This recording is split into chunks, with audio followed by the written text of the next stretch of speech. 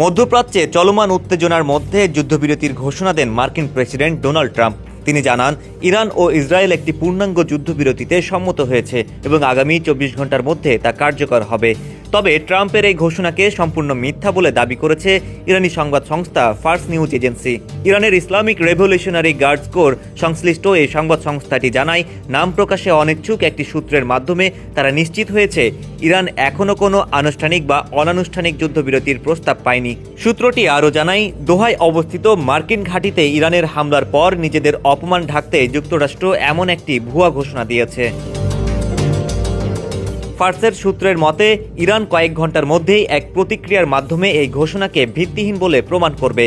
এর আগে ট্রাম্প দাবি করেন, ইরান ও ইসরায়েলের মধ্যে যুদ্ধ দীর্ঘস্থায়ী হতে পারে, যা পুরো মধ্যপ্রাচ্যকে ধ্বংস করে দিতে পারত। তবে তার প্রশাসনের চেষ্টায় তা থেমে গেছে। তিনি বলেন, ঈশ্বর ইরান, ইসরায়েল, মধ্যপ্রাচ্য এবং পুরো বিশ্বকে আশীর্বাদ করুন। বান্ডেল থাকলে প্রতি সেনমানিতে টাকা বাঁচবে। বিকাশ সেনমানি বান্ডেল কিনে জিতুন প্রতি লেনদেনে। তবে বাস্তবতা হলো, ট্রাম্পের ঘোষণার মাত্র ঘন্টা কয়েক আগে ইসরায়েল তেহরানের 7th ডিস্ট্রিক্টে বিমান হামলা চালিয়েছে। ওই এলাকার বাসিন্দাদের আগে থেকেই সতর্ক করা হয়েছিল। পাল্টা জবাবে ইরানও মঙ্গলবার সকালে ইসরায়েলের কিছু এলাকায় ক্ষেপণাস্ত্র হামলার হুমকি দিয়েছে। ফলে ট্রাম্পের ঘোষণার বিপরীতে মাঠ পর্যায়ে যুদ্ধবিরতির কোনো ইঙ্গিত এখনও পাওয়া যাচ্ছে না। পরিস্থিতি এখনও রয়ে গেছে উত্তপ্ত ও অনিশ্চিত। ডেস্ক রিপোর্ট, সমকাল।